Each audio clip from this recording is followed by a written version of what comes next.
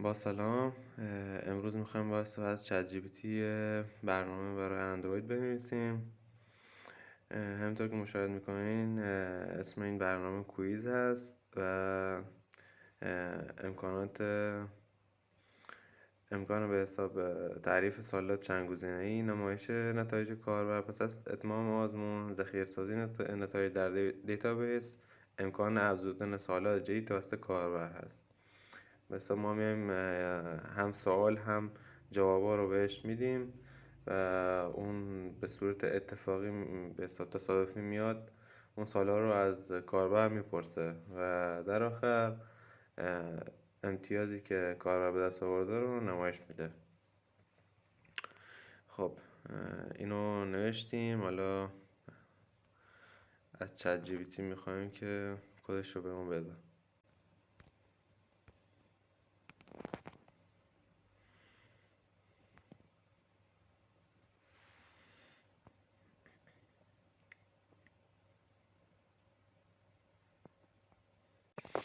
خب ما این کد رو کپی میکنیم و داخل ویژوال استودیو کد به حساب پیستش میکنیم و اجرا میکنیم. خب الان بریم تو محیط ویژوال استودیو.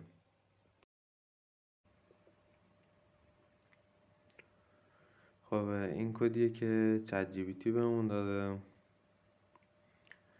همینطور که میبینید به صورت خیلی مرتب این کد رو تحویلمون داد. خب یه بار اجراش کنیم.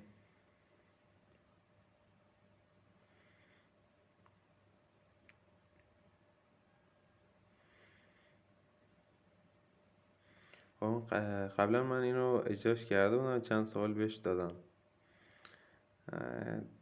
یه سوالیه همینطوری فقط نوشتم که ببینیم. خب اینجا صفحه اولیه که به حساب این برنامه شروع میشه، یعنی اون صفحه اصلیشه. یه ریستارت کویز هست که ما وقتی که سوالامون بهش داده باشیم اینو بزنیم از دوباره این میاد سوالا رو از اون میپرسه و یه اد نیو کوئسچن که سوالا رو دوباره سیو میکنه. قسمت بالا سوالا می نویسیم و کوئسچن 1 2 3 4 هم که جوابشو می نویسی و اون باکس آخری که هستش اون جواب درست رو اونجا می نویسیم.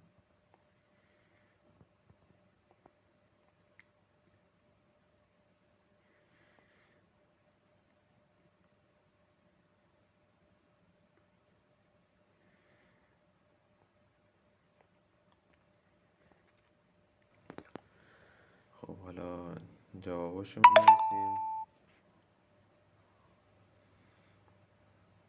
و در آخر جواب صحیح اینجا میاد. سوالایی که قبلا وارد کردم و دوباره میپرسم.